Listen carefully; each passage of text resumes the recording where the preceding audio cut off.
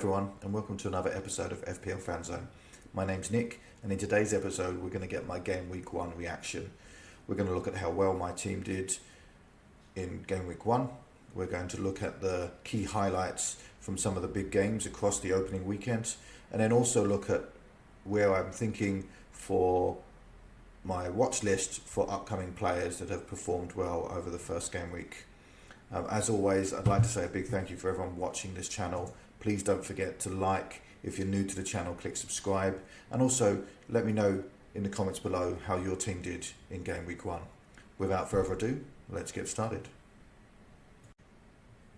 So overall for me, Game Week 1 was an outstanding success.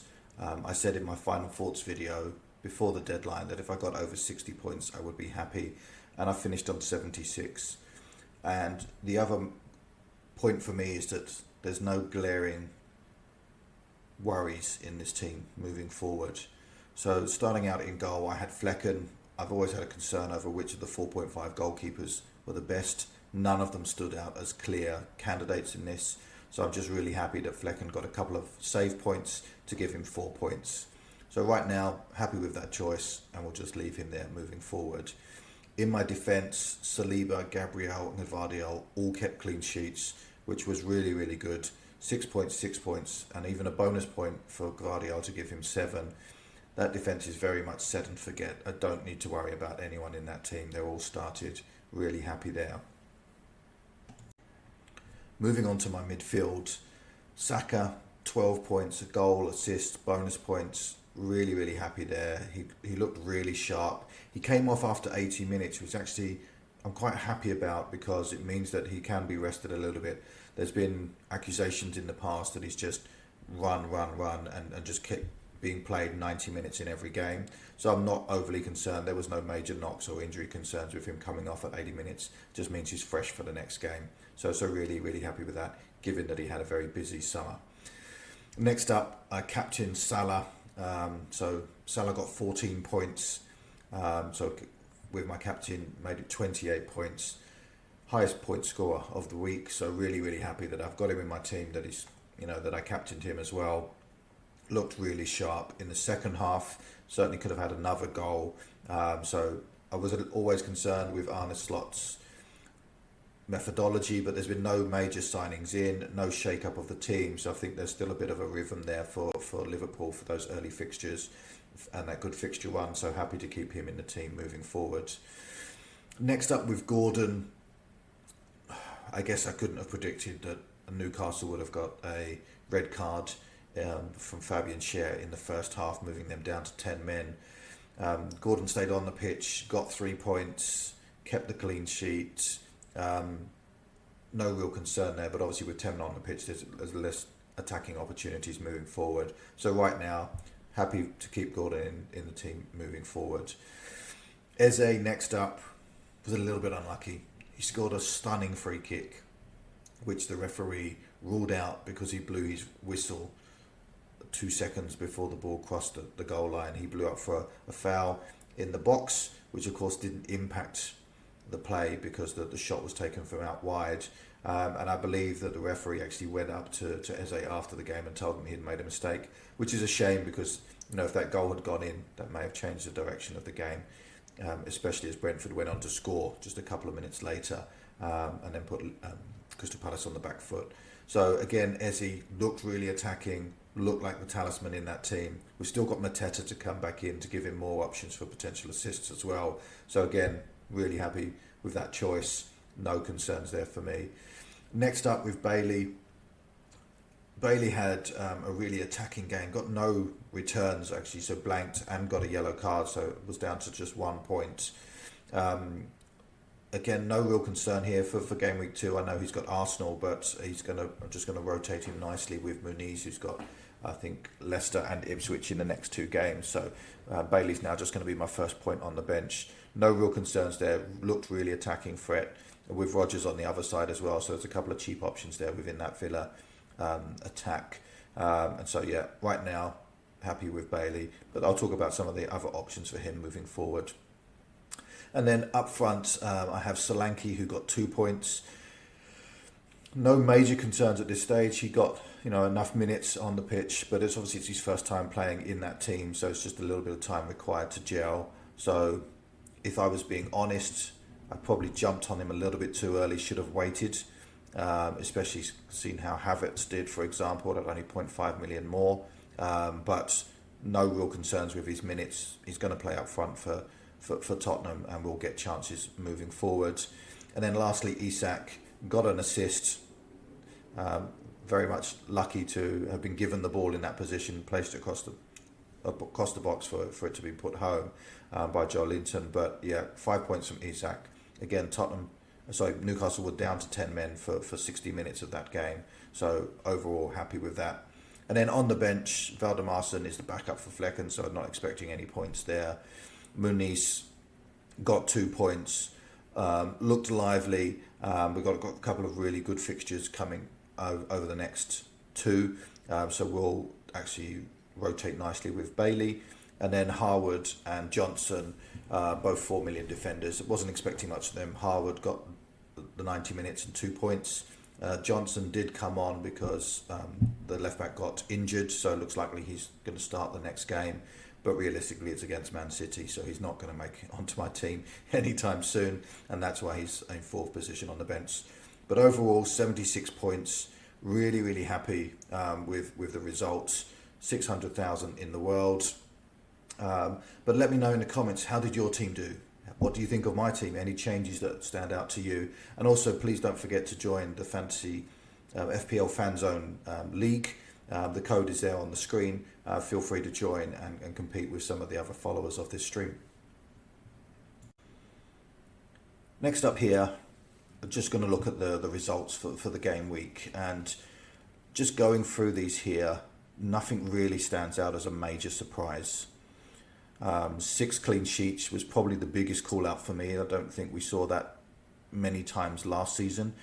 Clean sheets were very difficult to come by, but all of them were pretty much in expected games. Man United, Liverpool against Ipswich, Arsenal against Wolves, Newcastle against Southampton, despite the 10 men, Man City against Chelsea, and potentially Brighton against Everton. Everton don't have a very strong attack at the moment as well.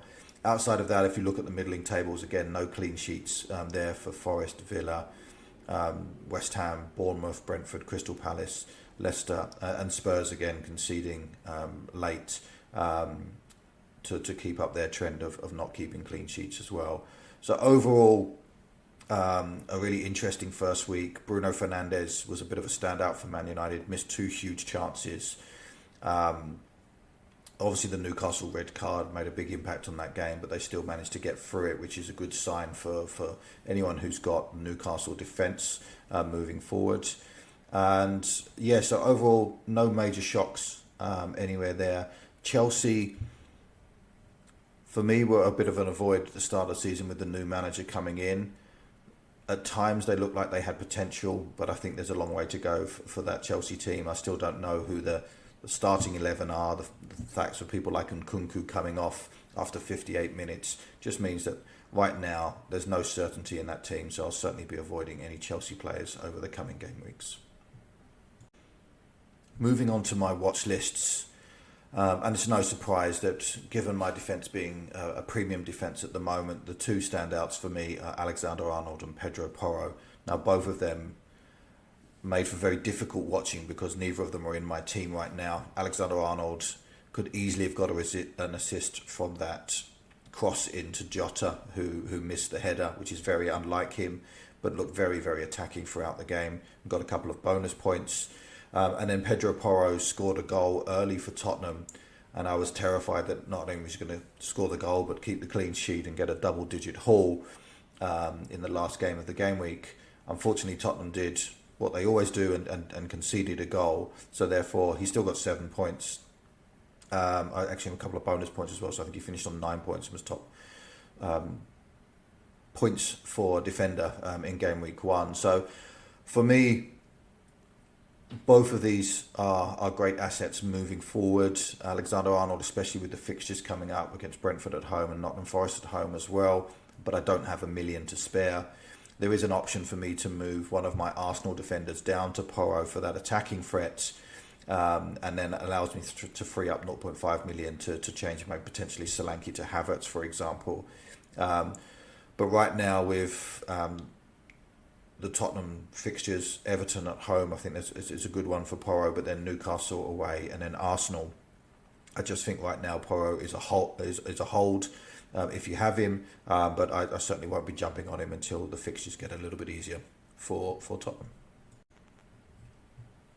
In midfield, I've got my eye on several players at the moment. And while I'm overall happy with my midfield, 3 of them did blank in Eze, Gordon and Bailey. So these are some options here that I can look at moving forward.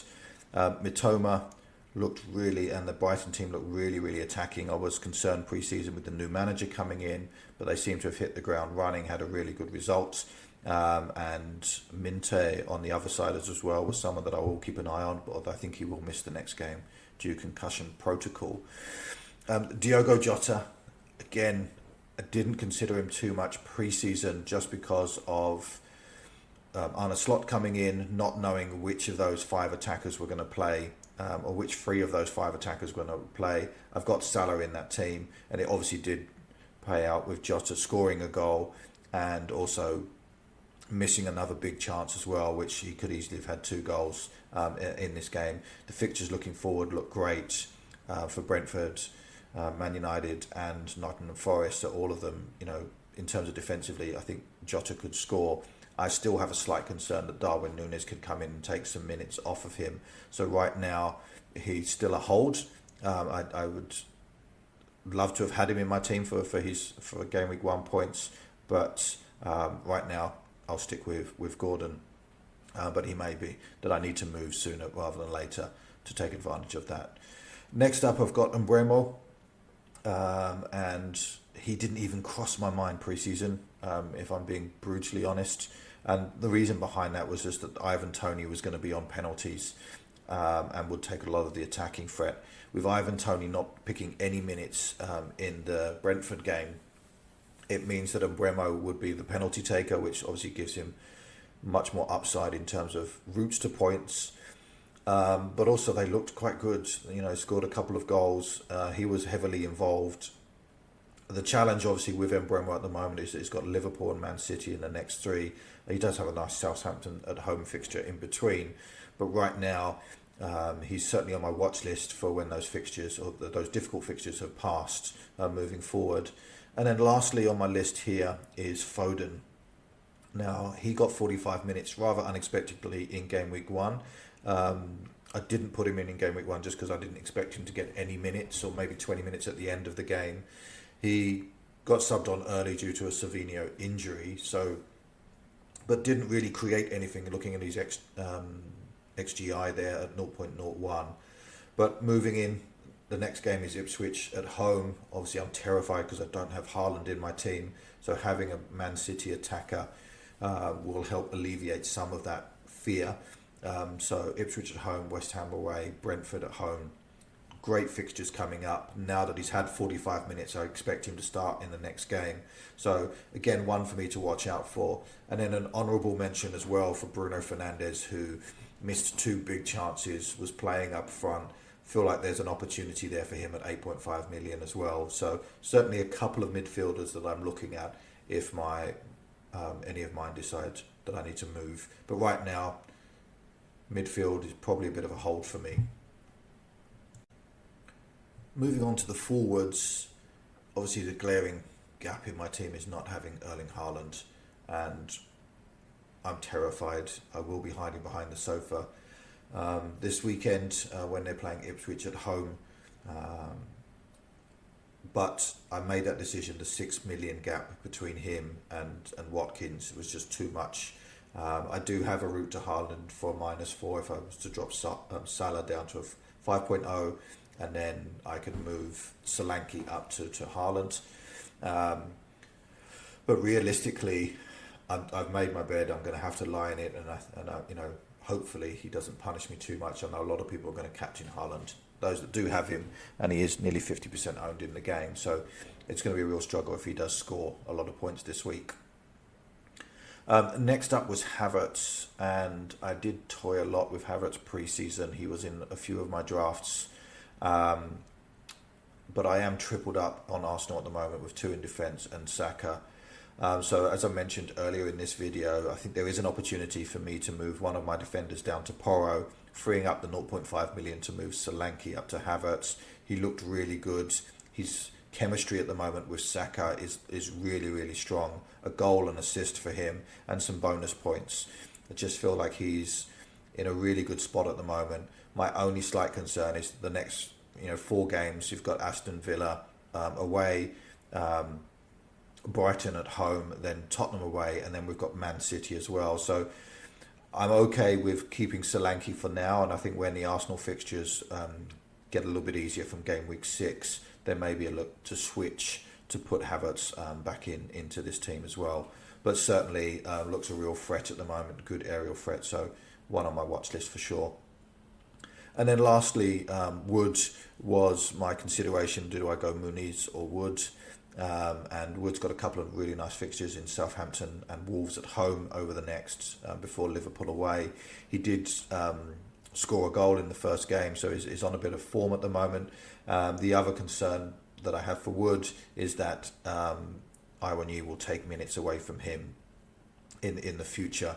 So overall, all of these have pros and cons within the team. I'm quite happy with my team as it stands.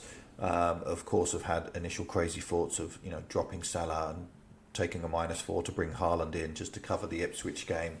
But overall, I think as it stands, these are good players to be keeping an eye out for game week 2 and beyond. And so I'll be doing that. And once again, everyone, I just want to say a big thank you for watching FPL Fan Zone. Please, if you've got this far, don't forget to like, subscribe, and leave a comment. How did you do in game week 1? What did you think of my watch list? Is there anyone that I've missed or anyone that you'd like to, me to talk about in my upcoming videos? Again, thanks again. I'll see you on the next episode.